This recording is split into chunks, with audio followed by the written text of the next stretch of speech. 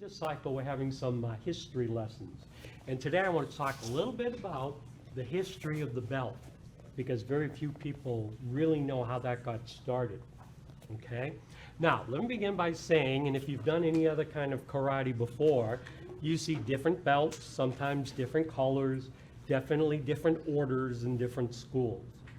Very few schools are exactly the same. Some schools can be teaching the exact same thing, but have different belts or different belt order that they use, okay? And we're just one of very many. But how did all of this get started? Well, this gentleman here, his name was Professor Kano.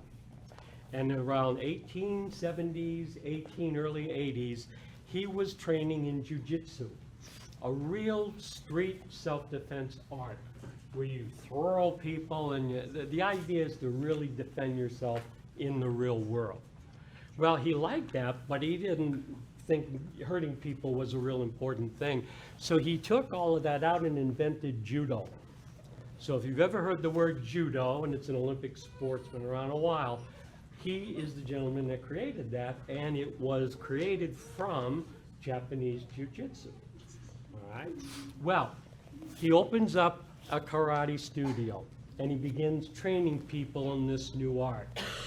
And some of the folks got pretty good at it. Let me show you a little clip of a 90-year-old 10th degree black belt in judo.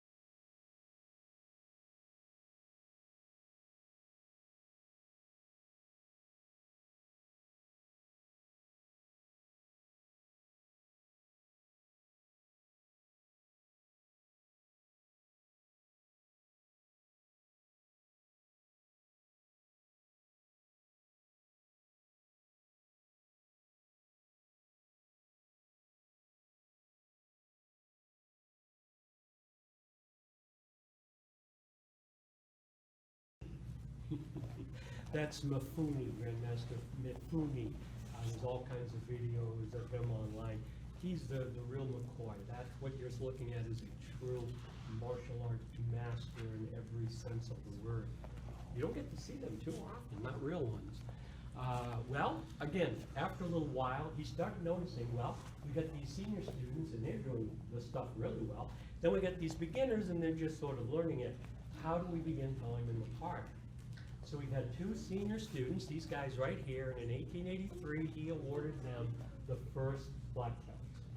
So the first people in the world in all of time to wear a black belt were these two gentlemen right here, two of his senior students. Now after he did that, he thought, hey, that's good, we can recognize the senior students that way, but what about everybody else? So he came up with something that's still used today, Q and Dan. The Q were the colored belts, everything before black belt. And the Dan was black belt and everything after that, okay? The original belts that he used, you gotta remember now, in the 1880s, they don't have a lot of different materials and colored fabrics and things.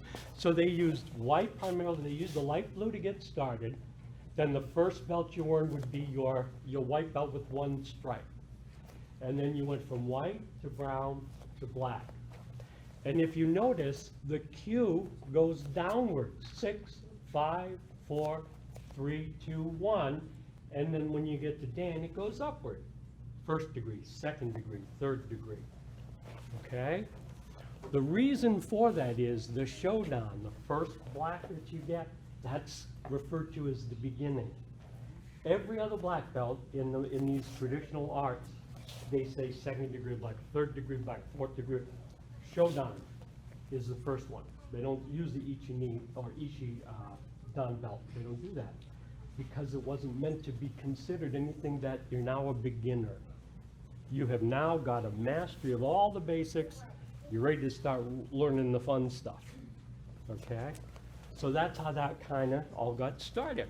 Well, Mr. Parker comes along, he starts putting belts together, and he would use the very, very similar method to Kano's moves, all the way up to black belt. Now that's how it got started, white, brown, and black, but it grew, as you now know, where we have 9 belts, we have 10 black belts. There's a lot of training that can go on in there. One thing Mr. Parker did with his belts that Mr. Kano didn't do, or any other instructor, at least that I know of, is he did not put stripes after 4th degree. Like usually you see someone who has a 5th degree black belt, 1, 2, 3, 4, 5. 6th degree, 6. 7th degree, 7. All the way up. So that's how the traditional martial artists would do that. Mr. Parker wanted to do something different because he didn't want to have a belt like everybody else. So one of his black belts told him about something in the military where the insignias that they wore would get up so many stripes, but then it would start over again with a block representing 5 and then going forward from there. And as you can see, Mr. Parker just followed that exactly the way it was written there.